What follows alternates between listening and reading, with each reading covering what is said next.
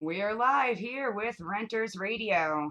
We're back. Neither rain nor sleet nor snow can stop us from bringing you the latest in local activist news. We have a big show tonight. I'm your host, Lauren Pespiza. This is my co host. Evan George, what's up? Hey, how's it going? Doing great. Thanks for the ride. Oh, my pleasure. Shout out to Jeep. Yeah, shout out to Jeep. Maybe we'll get a sponsorship. Getting it done in the snow. We've got a lot of things to talk about actually tonight. One of them being a really important and timely issue, which is making everyone upset, which is not really a renters issue, but it's a major environmental topic right now. And it's affecting people in Weymouth, especially. We're talking about the Weymouth compressor, which actually is going forth with the construction tomorrow. And we have a guest with us on the phone, Professor Nathan Phillips, which we'll get to go into the details of why this is going to be so harmful for the environment and why we should do everything we can to support the activists against it. We're also going to talk about a few things later, one of them being the Harvard strike. The grad student strike, or the grad students union, are walking out on strike tomorrow as well. So it's a big day of action this week. And we're going to play an interview with them and discuss why that's important as well. We also have our usual renters horror stories and some more sexy taxes via Always. Evan. So let's get right into it. Once again, I'm Lauren, and there's Evan, and we have our guest, Professor Nathan Phillips, on the phone, and we are good to go. Nathan, how's it going? Hey, how are you? It's great to be on, Evan and Lauren. Hi, thank you for coming on. So one of the things about this Weymouth compressor that I've been reading so much about is that it's so environmentally unsafe and toxic, and I kind of did a deep dive into it, but I want to hear from you exactly what the residents of Weymouth are taking issue with and sort of what your background has been in fighting it this whole time, and how long has this been going on? Yeah, so it's been going on for 5 years now since it was proposed, and there's a range of issues involved. One is the danger of explosions, and the company that wants to build this Enbridge has a really bad safety record. In fact, on August 1st of this year, one of their pipelines exploded and a woman in Kentucky was killed. And so they've had a number of very dangerous situations. So there's that aspect. And then the compressor that they want to build is actually intended to vent pollution right into the air. And that contains a bunch of carcinogens and neurotoxins. And this is a community that's already overburdened with pollutants, and they'd be getting burdened with even more. So there's the safety of explosions, there's the toxic air pollution, and then finally, there is the climate impact, which the carbon emissions associated with this compressor, were it to go in, would enable the equivalent emissions of 1.1 million motor vehicles. And that's about 45% of all the registered vehicles in Massachusetts. So it's like a carbon bomb. So that sounds pretty terrible. Why are they trying to build this? What is this? What is the purpose of this compressor? So every 40 to 100 miles, these very high pressure transmission gas pipelines that are going across the country, kind of like the interstate highway system, but they need to push that gas every so often, and so that it keeps going, basically down the line. So that's what compressor stations do. And Weymouth being on the coast is an indication of what they want to do with this. They want to push it. It's kind of the end of the line at the end of the coast, and they want to push it across Boston Harbor and head it north into a pipeline that goes up to Canada, where there's an export terminal so that they can load that gas, they can liquefy it, turn it into liquefied natural gas, put it on ships, and then send it out onto the global gas market, which is in a glut right now.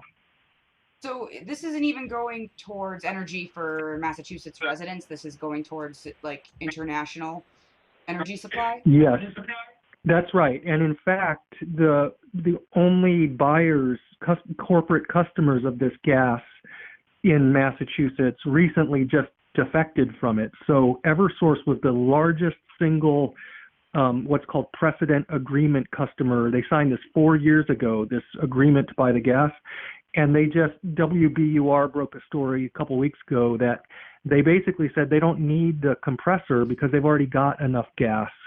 And also National Grid, the other big customer in Massachusetts, also said that they don't need the compressor to fulfill their gas needs for Massachusetts over the next 14 years. So there's no domestic reason for this. This is all to support the corporate profits of Enbridge, which is based in Canada, and essentially a global, market for gas.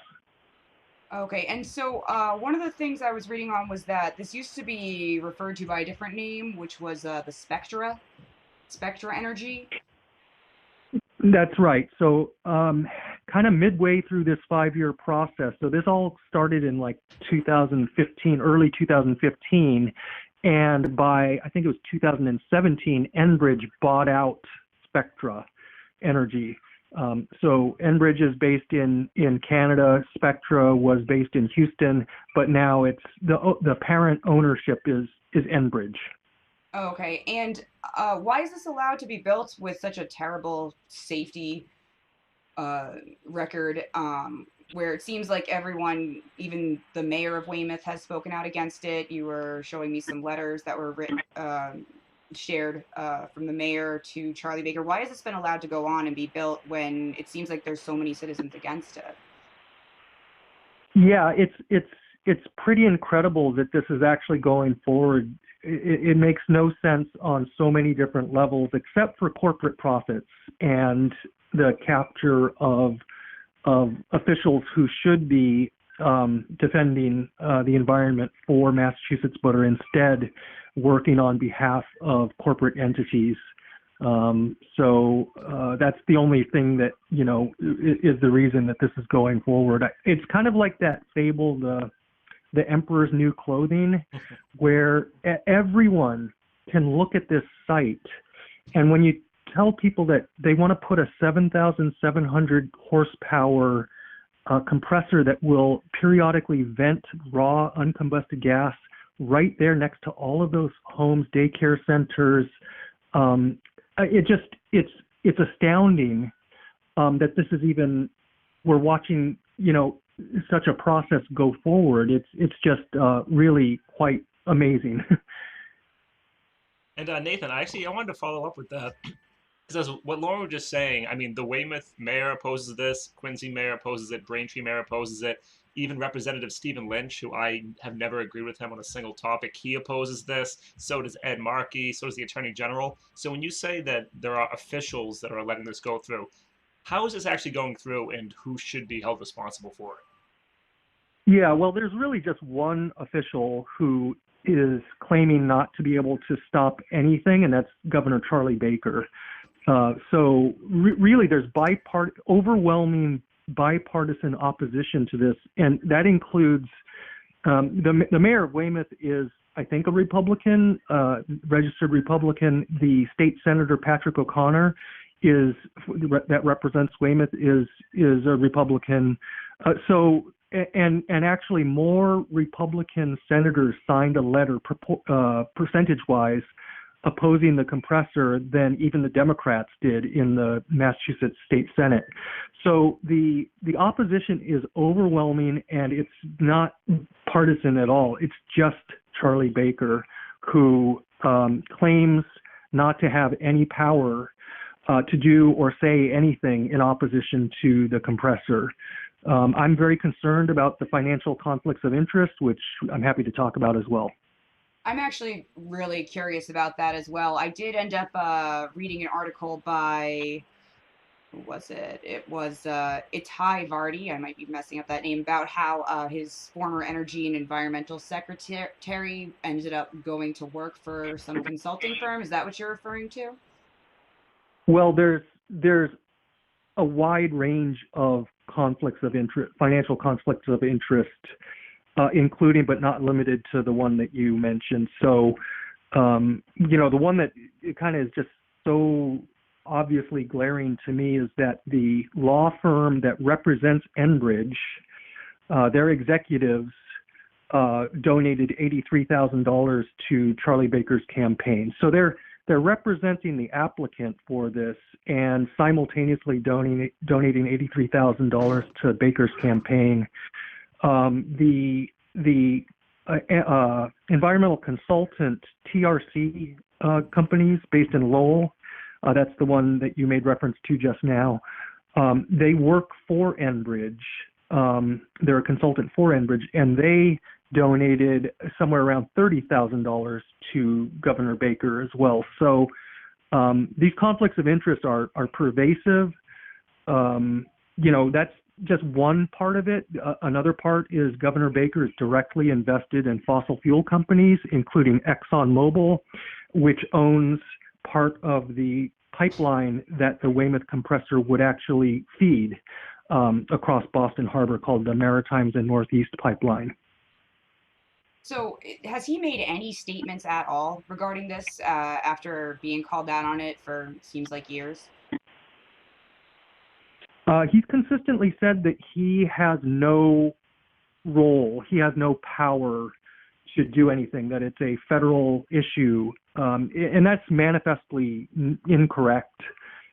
There were about a half dozen state permits that needed to be passed, and at every single one of them, there were ample opportunities for the safety, the health, and the environmental or climate issues to have put a halt to the process. So it's not true that the Baker administration had no say or no agency in this process, but that's been his consistent line, is not having any authority or any power or even an opinion. He's never even said whether he thinks it's a good idea or not. Well, it's a good idea for his wallet. And I just want to say that for Charlie Baker to claim to have no ability to affect this, and at the same time being able to do things like ban vapes and ban menthol cigarettes in one fell swoop, he clearly can do whatever he wants and does. So, that's just, I call BS on that. I think everybody is in your organization as well.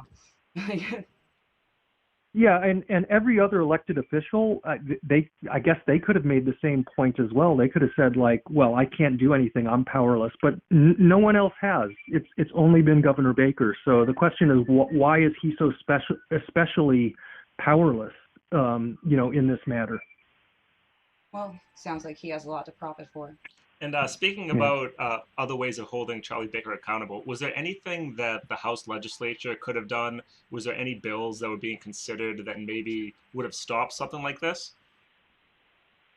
In the last session, there was a bill that would have really created a limitation on the building of compressor stations in Massachusetts, but that bill did not succeed in the last session. In this session, there is a bill that would require air monitoring, improved air monitoring, but that's a bit too little too late at this point. And at the federal level, Ed Markey has introduced a bill that would basically deny compressors that are intended for export of gas rather than domestic use. But again, we're in a situation where construction may be actually starting tomorrow. So those are too little too late at this point. So basically, have all options to stop this been exhausted at this point, and we just watch this construction go forward and do nothing? What are people trying to do to stop this at this point? Well, the thing that is so inspiring to me is I've moved from being kind of a scientist, cheerleader kind of from the side for the opposition FRACs, the Four River residents against the compressor station, to becoming more actively involved, and then finally becoming a participant in an appeal hearing. But what I've found over these 5 years as I've gotten to know that community is that they are resolute.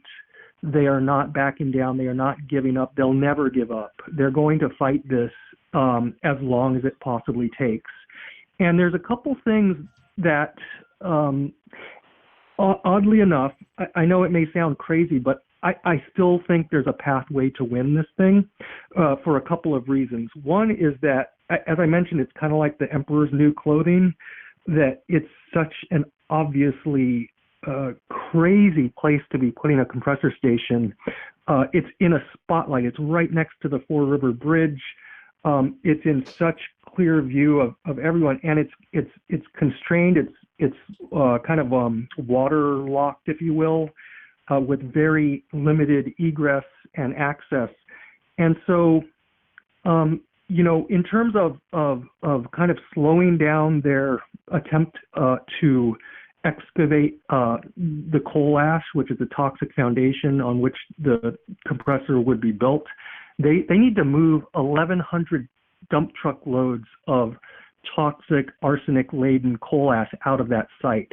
And I think that the public is in a position to do a lot to slow and impede what I call an illegal process of spreading toxic material across the state. They want to truck 1,100 dump truck loads of arsenic-containing coal ash across Massachusetts into a landfill in Rochester, New Hampshire, as well as another landfill in Westminster, Massachusetts, which is close to Fitchburg. And there's hardly any information. I think somewhere in their plan they talk about putting a tarp on the trucks. Oh, geez. But this is toxic material, and it's apparent that the state is not doing anything to protect the environment, protect the people of Massachusetts. So I actually think that it's incumbent now upon the people of Massachusetts to protect their own environment and slow and impede those dump trucks from getting out of that site and spreading that toxic material around. Are you talking about a blockade? You can call it a blockade, impede, slow, whatever.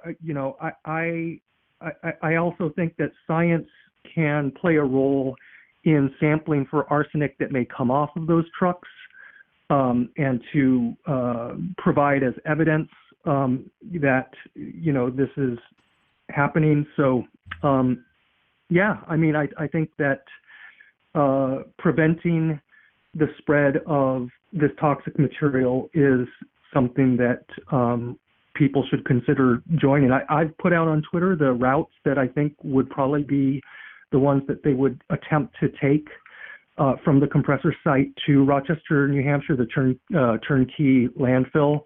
That happens to be the landfill that was shipping PFAS-laden water to a Lowell water treatment plant that was in the Globe a few weeks ago. So it's really one of the real injustices in this whole thing is moving this toxic material around. And so, I think it's fully justified to push back on that. Yeah, it sounds like it. Is that something that you could see happening? Is that something that we're going to be seeing soon? And if so, how can people support that? Well, I'm someone who gets around by bike usually, but I'm aware of how easily traffic is gridlocked, and lawfully, safely gridlocked, if you will. And I think that there can be safe and legal ways to slow these trucks down, to create congestion around these trucks. In fact, it'll make things safer because it'll reduce the chances of arsenic blowing and going airborne if they are slowed way down. There's precedent for this. In fact, my friend Kanan in East Boston did a podcast recently and shared with me the story of Mary Ellen Welch in East Boston and what they called the Maverick Mothers, who basically blocked dump trucks in East Boston that were going too fast and speeding, related to the expansion of the Logan Airport. And so we know that some of these tactics can actually be, effective. So that's one of the reasons why, it's still even though the state has kind of washed its hands of this whole thing and abdicated its responsibility, there's still ways in which we can really, make it very hard for them to make any progress on this site. There's a couple other things. One, one thing that gives me hope in this is a comment that Dr. Sandra Steingraber made when she visited Boston. She's had a long history of activism in the environment, pushing back against fracking in New York, and they won a huge battle in Seneca Lake to prevent a gas storage facility from going in there in upstate New York. But she told us that all the permits had been granted, and they really started their campaign of nonviolent, peaceful resistance after all of those permits had been granted, and they won. So even though all of the permits have been granted, I believe there's still a way to win. I hope you're right. So are we going to be seeing trucks go down there tomorrow and start digging? Is that kind of the set date, or is the weather we going don't to affect know it? We don't know. Yeah, we don't know, but I mean, it is weather dependent. I understand there has been some sightings of what look like police and maybe private security down on the site in the last day, even today. So we're all waiting and watching to see what happens. But they did declare last week that they were going to start construction tomorrow. That was what they said, and so we have to take it seriously, even if they don't actually show up. But this is going to be a long, drawn-out process if it goes, and it's going to be contested every single step of the way. So nothing is going to be easy for them to make any progress. We're heading into winter. That's going to be a very tough situation for Enbridge and its contractors to work in those conditions. And what we really need, is we need overwhelming numbers of people to say no to this. And if that happens, we can stop this compressor station. It's another lesson that we've learned from successful actions and campaigns in the past is that overwhelming public rejection can actually win. Ultimately, the regulatory and legal process that governed this was compromised in so many different ways, and it's apparent that this is a political process, and overwhelming public opposition can essentially win the political battle. And so that's what we need right now. And I'm so thankful for you to be giving an opportunity for me to talk about this issue, and that you're raising the issue, because we need more and more of that, especially here in the next days and weeks. Well, we'll definitely be following it. For our listeners out there and our viewers, the website that you folks are organizing around is nocompressor.com. It looks like there's a mailing list there. People can join up to see how they can support you. Are there any other ways that people can get in touch and organize, and besides going down there? Or should they be going down there? Are there actions down there being planned, events or anything? Well, yeah, so definitely go to nocompressor.com. There's a pledge form. You can add your name.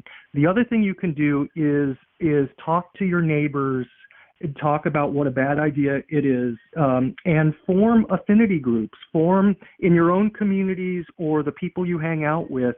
You can form your own little group, and you can join with the opposition as it occurs on the site itself on occasion. Stay in touch with the fracs people at nocompressor.com, or you can go somewhere in Boston, like to the Department of Environmental Protection, and tell them it's not okay, or the governor's office. You can go to the State House and get a group together and visit your legislators. So there's a lot of things that can be done in a lot of different places to push back on the compressor.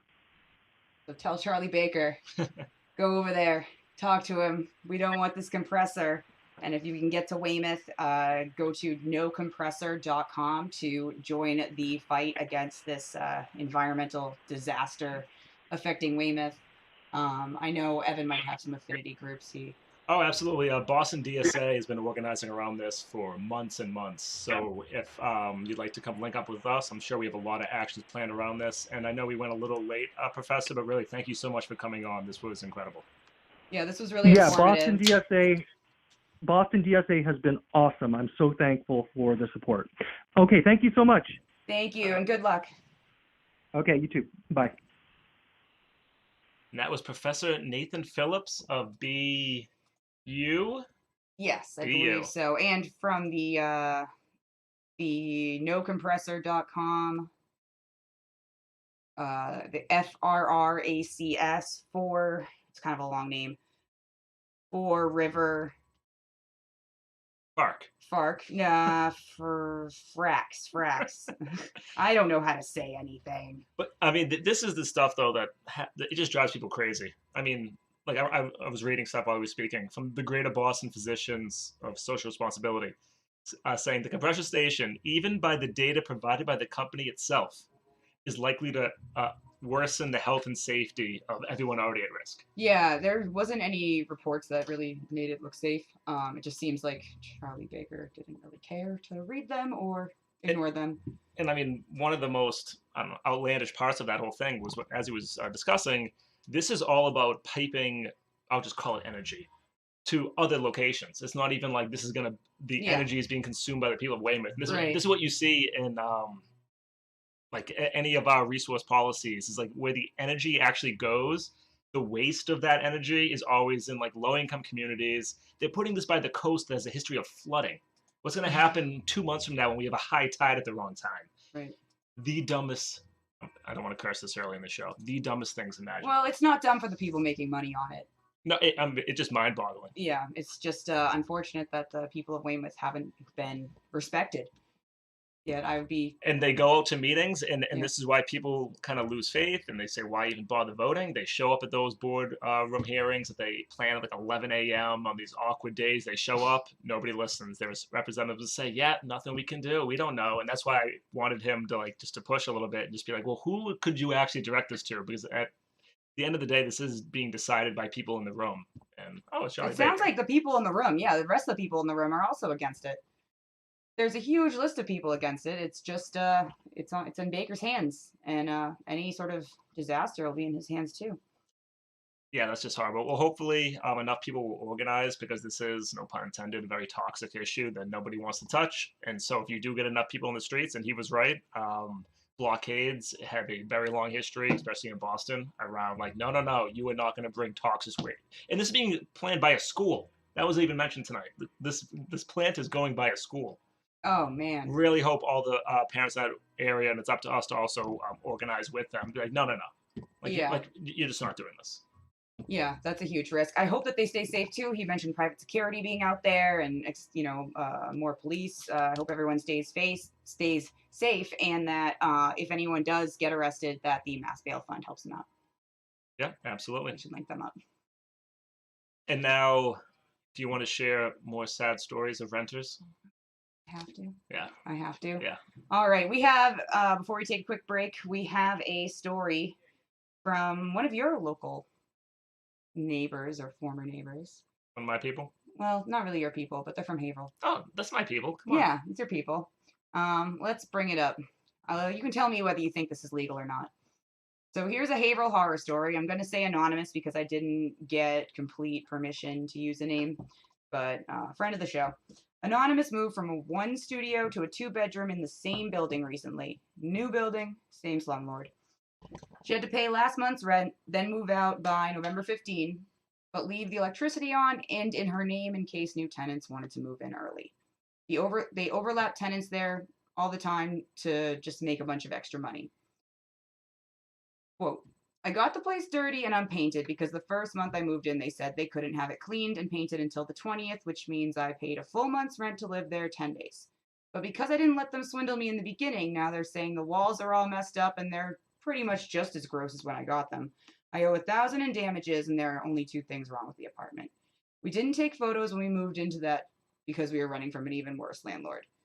The good news is that she wasn't being evicted. He's just been causing problems with like overcharging for them to move to a sort of upgrade their apartment. And it's actually, I'll definitely shout out the company. It's DNF Realty. So does that sound legal? No. Yeah, I know.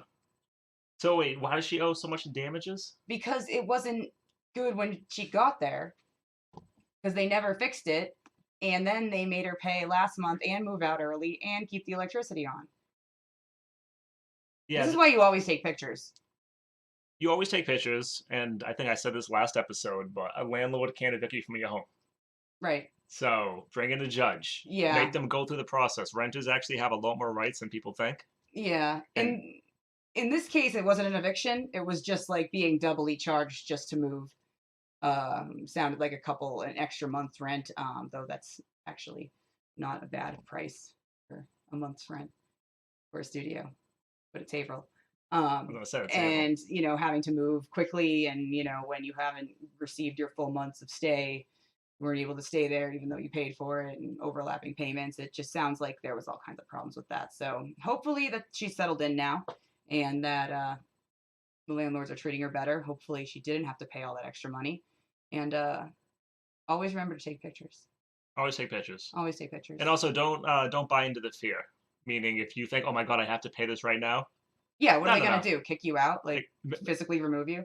Make them sweat, draw it out. What they are counting on is your naivete or your ignorance or your willingness to give the money and move on from it, to try to pressure you into paying as much as possible right up front. Just take a breath, make them sweat it out. They'll forget about it. And there's a lot of laws around debt collection that no one follows. But if you actually follow the letter of the law, there's a great website. I'm going to look it up maybe at the break, where you can just kind of type in, this is how many times I've been contacted, this is how frequent they visited me, and if it's in violation, lawyers will just help you just cancel it. Right. If you get called at your workplace, if Yeah. a bunch of other This things. is all my way of saying be a bad renter. If you're being screwed over, you don't have to be a nice person. Screw them back. Very good. All right. So coming up next, I don't know. Should we take a break and then go into the strike? It's up to you. I'm ready to go into the strike. We can go into the strike. You want to do the strike?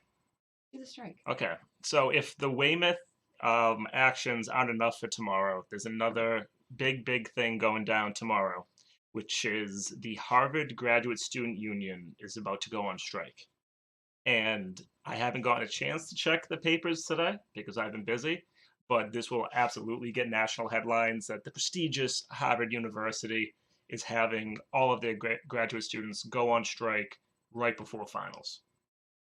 And so I conducted a little interview myself, not as well or as live as Lauren just said, but over the phone with Eric, one of the leaders of the union from the graduate school. So I'm looking over at my man Herb.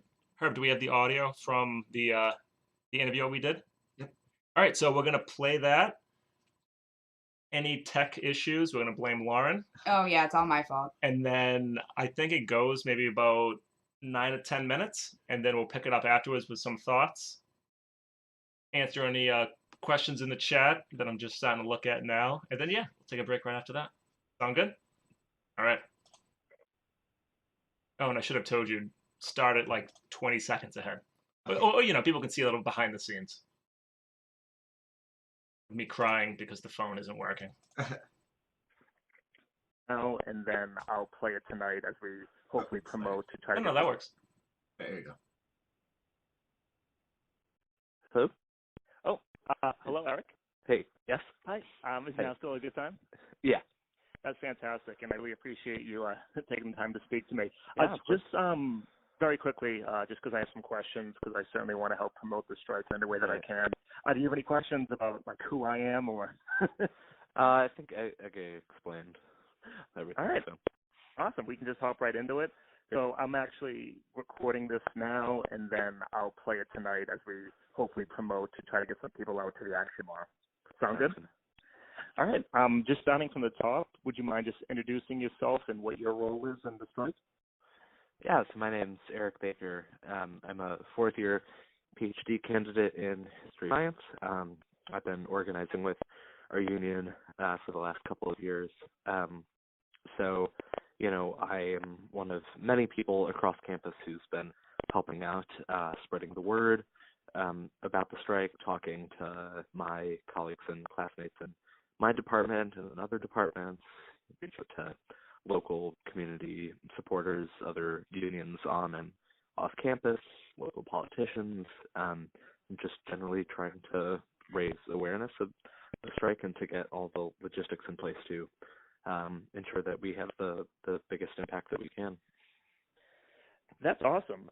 Very briefly, would you mind explaining how the union was formed? It's my understanding that this union is only a few years old, or even just graduate student unions as a concept is only a few years old. Well, so there have been grad student unions at public universities for a couple of decades, but grad students, workers at private universities have only been classified as workers by the National Labor Relations Board for the last few years. There have been some back and forth in the status, and the NLRB is threatening to reverse that decision yet again. But in the window that is currently open, we voted for our union in April of 2018. So, majority of student workers came out and voted to form our union, which is affiliated with the United Auto Workers. So shortly after that, the administration agreed to start the bargaining process, but the entire time it's gone very slow, and there have not really been any compromises made on the core issues that drove Harvard student workers to form a union in the first place. So that's how we've gotten to where we are today. All right. And actually, let's speak about those core issues, because I know you have a list of demands that you're hoping to the university. So what are those demands? Yeah, so the three core issues that we're going on strike over are, first and foremost, compensation. We're living in one of the most expensive areas in the United States and getting paid very little for the full-time work that we're doing. And that's especially compounded for students who are parents, for students wanting trying to start families, for students who have various kinds of chronic medical concerns. So the point is that they keep saying we're students first and workers second, and our response is, well, if you think that that's true, then you should be giving us the compensation that we need in order to actually prioritize our academic work instead of, as many of us do, and taking on second and third jobs to meet ends meet. The second is the cost and accessibility of healthcare, especially the accessibility of mental health care, which is the most pervasive health concern among graduate students, as well as the cost of healthcare, again, especially for dependents, for spouses and children. And we want to end restrictions that Harvard has in place on the number of sessions that you can access for chronic health concerns.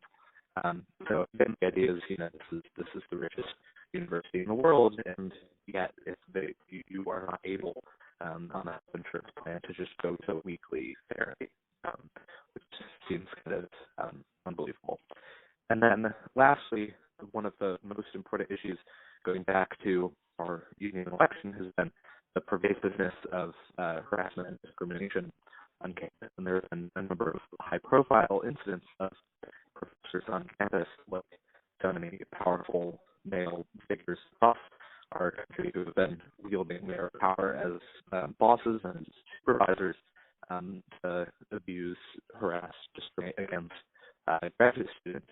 And the existing in-house Harvard system has proven inadequate. These cases have either been swept under the rug, or minor sanctions have been handed down, or in general, a blind eye has been systematically turned towards these cases for decades. So we're saying in our contract, we need to have harassment and discrimination protections. Those have to be prohibited, and those provisions need to be enforceable, the same mechanism that enforces the rest of the contract. So we want to be able to take these cases before a neutral third-party independent arbitrator who has the power to say, to make a finding that harassing or discriminating in the workplace is occurring, and to be able to recommend or even mandate changes to take a student worker out of that unsafe workplace. But Harvard is saying for these cases for harassment and discrimination, you can put in the contract, but we want them to be enforceable through the same mechanism. So if you bring a harassment discrimination complaint, you actually still have to go through the same in-house mechanism, except because the Title IX process for sexual harassment is inadequate, and there actually is no existing Title IX analog for cases of discriminating on the basis of race or nationality, etc. So the students in those positions are completely stranded. We want to ensure that we have robust union protections, like some of the other workers at McDonald's, places like the Well, That's why I said it's gonna be your fault if the audio sucks. oh no. That we can blame the cell phone companies for that. He actually had a lot of great points about all their demands, which I really would have loved to hear, not all chopped up with poor service. Always stand on top of a building next time you do a phone interview. I'm not away standing from on the top of the wind. building. Or at least up on the highest floor of your wherever you may be, but not outside because then there's a lot of wind. But that's okay. It's his first time. Yeah, I'm getting new to this. You guys can be gentle, but I won't. I wanted us to come back with pretend bandages on. Yeah. No, you'll get those later. But so luckily I have an incredible memory, so I can I'm going to reiterate everything I said. But Eric, I do really appreciate you taking the time to speak to me, so I'm going to be able to voice it right now. And luckily enough, the Globe also did report on this. I mean, even though it was on like page 30. But so the Harvard Graduate Student Union is going to go on strike official tomorrow. Talks were today, and they just broke down because I was curious if they were going to end up having a resolution. So they have three different demands. One is compensation, because the graduate students, they're not just students, they also work, and they actually like are part-time or sometimes full-time employees for the university, and so they actually do a lot of functions, and they want a pay increase. Because I don't know if you know this, Lauren, it costs a lot of money to live around Cambridge. Oh, really? Yeah, it does. So that's one of their major points. The second is healthcare, and this is to expand what they're currently offering and making sure that it's more affordable, especially around mental health. Something he was telling me is that they're only allowed X amount of mental health appointments, which if you can imagine having like a health insurance, but then them saying, well, yeah, but like we don't really think you need to have your cancer treatment like every week. You can just do it like every other. We think that's fair. So like having an administration dictate the type of medical care you receive is absolutely banana land. Right. And this is one of the larger points about Medicare for All, is because every union, whenever they negotiate, they have to negotiate health prices. And so if you take that off the table, it removes a huge leverage point that corporations, or in this case, a private university, has over you. And that was one of the first things they did when General Motors went on strike, was they took away the health insurance of all the people who went on strike and their family members. Right. And they took so much flack for it that they ended up having to reverse it. But their second point is for health insurance. And the third point, what Eric was just going into at the end, when we decided that I did such a bad job, I'm just going to repeat it for you, was about sexual harassment. And a lot of Harvard and a lot of different universities use this, as if you have a sexual harassment claim on like a professor or a staff member, they handle it internally. Right. Which, I mean, a fifth grader would be able to tell you that you shouldn't have someone's like colleagues and friends of 20 years be the people to handle it. And then obviously speaking, my Herb looks. Okay, we're good. Oh, perfect. That was weird. Maybe it's the snow piling up around us. Could be. So it could be through the criminal justice system, but generally it would be like you would hire a law firm to conduct this. Okay. And now Harvard's counter to that is to say, if you do that though, that could open up the victim to cross-examination, which there's actually a lot of protections around when victims come forward to make it so they don't have to go through cross-examination, because that can be such an emotional burden that some people who have gone through it I just like forget this. I'd rather not press charges. I don't want to go through this. But what Harvard's not telling you, and this is something that Eric was speaking to me about, was that that would be Harvard's decision. So Harvard is basically saying, oh, you don't want to do that because we're going to then pressure all the victims and make them go through cross-examination to scare them. Right. That is like the subliminal threat. That's what Harvard's claiming they are going to have to do if they don't keep it internal. Harvard's saying, oh, you don't want to do that because then it'd be cross-examination, but then it would be up to the Harvard administration to decide to cross-examine it. Right. So they're basically saying, oh, no, we will make a 17-year-old undergrad go through absolute hell and drag it through it. So you probably don't want to do this, which again is just horrifying.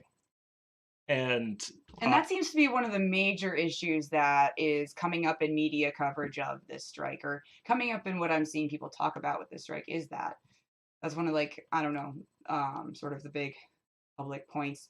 I know that there's some issues like grad students don't get dental or something, and some other healthcare issues like you brought up, but it's like Title IX is the one we're talking about, some Title IX, just anti-discrimination, anti-sexual harassment stuff. Yes, people keep bringing up in all their videos and everything. That is a process of sexual harassment. Right. So it's, I guess, what do you think is the most important demand? Pay raise? I'm not going to say any of them are less important because now you enter into like what is more important for me. So let's just say if I'm a victim of sexual assault, yeah, that's going to be a big issue for me. Or if I have a lot of medical needs, like, no, I need you to cover these. That's my most important issue. So well, what do you think Harvard has the most problem with? They have the most problem with the sexual harassment. Right. And that's why, as you were just saying, and I'm hoping, even though this is so naive of me to hope, that anyone who's reporting on this, like Boston Globe, I will fully read you word for word once we're off air. If you are citing that Harvard is saying this will subject victims to cross-examination, and you don't immediately clarify that would be Harvard's choice to cross-examinate, you are not doing your job. You're pathetic and a horrible human being. But I haven't read you yet. That's the Globe. I haven't read this person yet. Okay. So you know what? I'm not going to yell at somebody or get them in trouble with something they didn't do. I'm just saying if you don't immediately qualify that, I'm not expecting you to have to go out there and actually question the person back. That's something that I would do. That's why I'm not allowed on the Boston Globe editorial staff. But you should at least put that in your piece. But we'll see. I'll give an update next week whether or not you do. And a larger point that we discussed was Harvard's endowment, because they are a nonprofit. Do you want to guess how much money does Harvard have in the bank? Millions? Oh, way more. Keep going. What's the biggest number you know? They don't have $1 billion. 40.1 billion. Are you serious? could be 2. 40 point. We'll That's call so it much $40 money.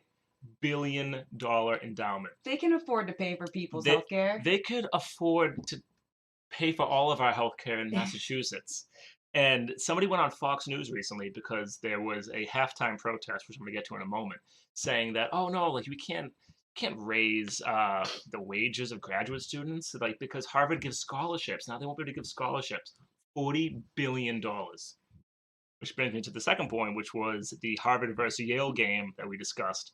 So Harvard versus Yale has football teams.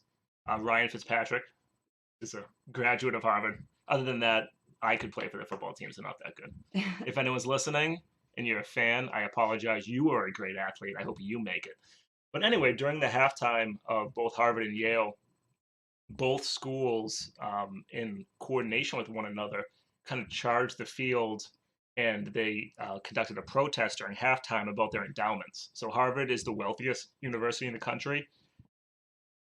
And then I think Tufts is the second, but Yale's up there.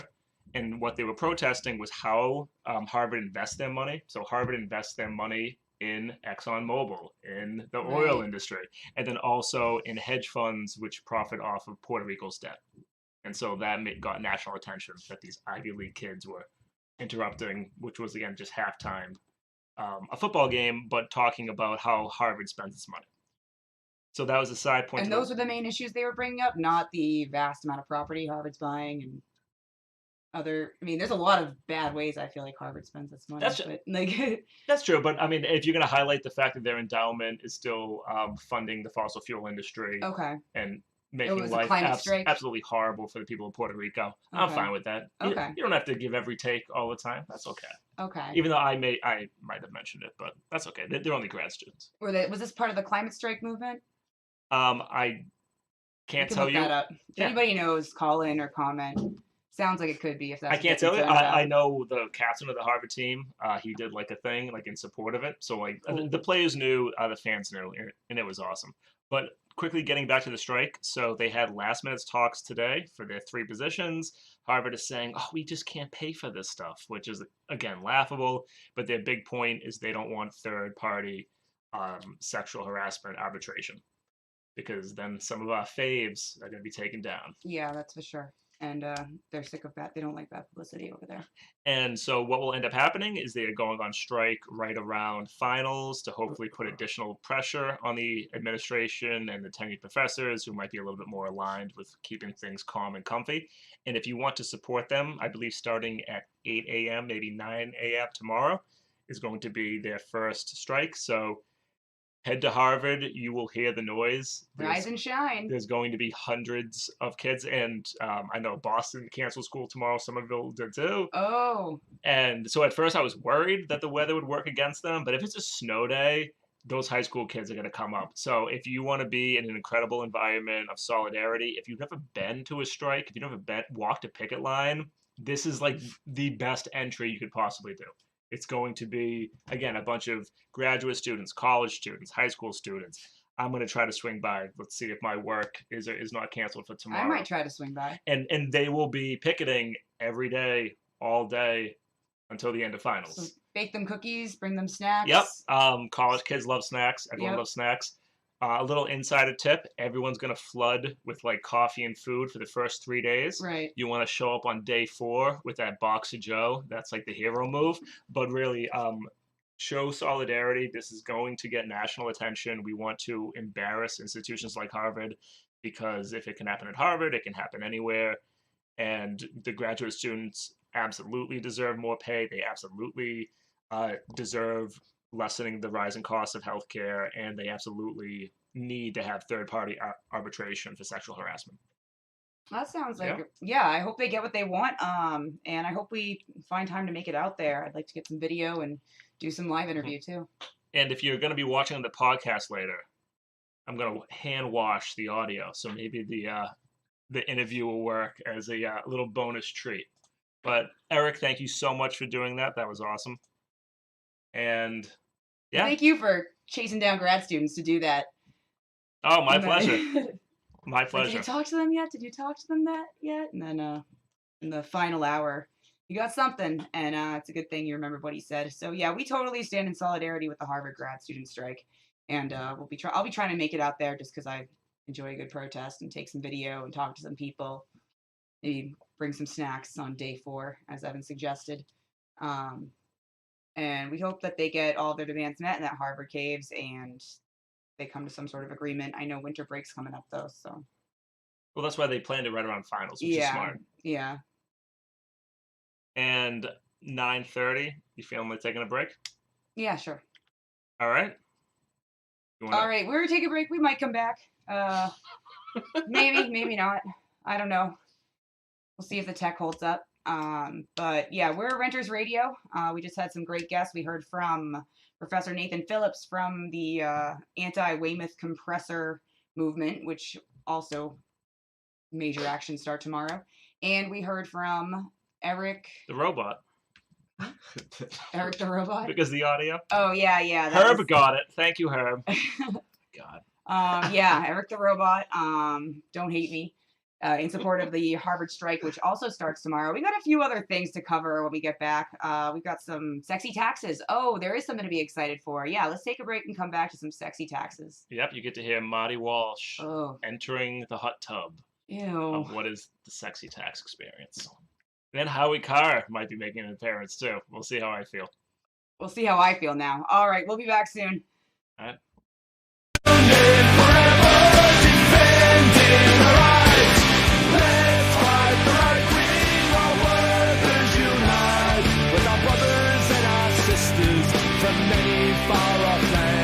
Right, enough of that. Are we live? Yes, you are. We're live. Back for our second half of Renters Radio Boston. We just covered some pretty amazing topics in the first half, so check them out. We had a great interview with Professor Nathan Phillips about the Weymouth compressor and the actions against it, as well as a sort of technically Eric the Robot. Eric the Robot from the Harvard Graduate Students Union speaking on the strike, and then Evan filling in the blanks there, which we are in total support of as well. But now we're going to move on to some more, I don't know, fun topics. Want to call them that? Some more sexy topics. Some more sexy topics. And by that we mean sexy taxes round 2. Oh, here we go. And it wasn't my intention to do this. I hesitated on doing the first sexy taxes last week because I thought, all right, DeLeo punted. No one's going to remember this, but I figured, all right, everyone, like, they had their say. We'll get the last word in. Our audience will be primed, ready to go for 2020 when they have to actually decide how they're going to pay for the MBTA improvements. And then somebody brought to my attention that Marty Walsh had an interview on the same topic. So I couldn't help myself. I had to listen to what was Marty Walsh's views on how we should fund the MBTA.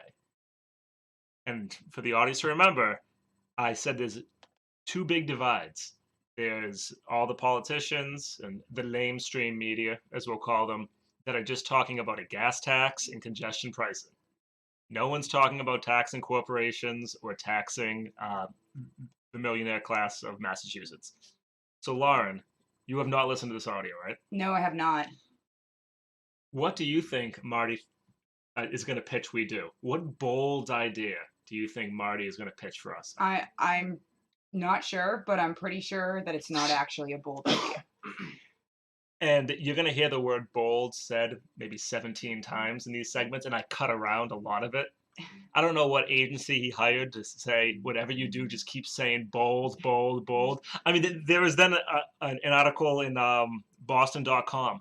Marty Walsh has a bold idea to improve traffic congestion. So I don't know what's going on, but Herb, do you have the clips loaded up? Can you play the bit labeled culture? You're talking about, of all of us, is that what's sort of making bridges and the inner core of the MBTA? This is not a figure, but let's assume the figure is hypothetically $40 billion, hypothetically. You're not going to solve that problem in the next 10 years with a increase of a gas tax. And we have to think about how do we get bigger than that. I'm supporting a ballot initiative. We filed a ballot initiative that would allow us to regionally raise money. And you'd have to explain to the voters of Massachusetts that if we raise some tax somewhere or some amount of money somewhere, that money would be dedicated towards the hypothetically $50 billion investment in transportation. That's bold. And over the course of the next 10 or 20 years, we could upgrade all of our systems to deal with not just traffic, but it's actually moving people around. Now, the cars aren't going to leave the road. Bicyclists aren't going to leave the road. People are going to take different modes of transportation. But making it that we can have a better infrastructure system for bikes, making sure we can have rapid bus systems that moves people along. It's about moving people. People today, when you think about individual mindsets, we jokingly said off the air here, we're talking about the iPhone. The iPhone is about information, and people want information immediately.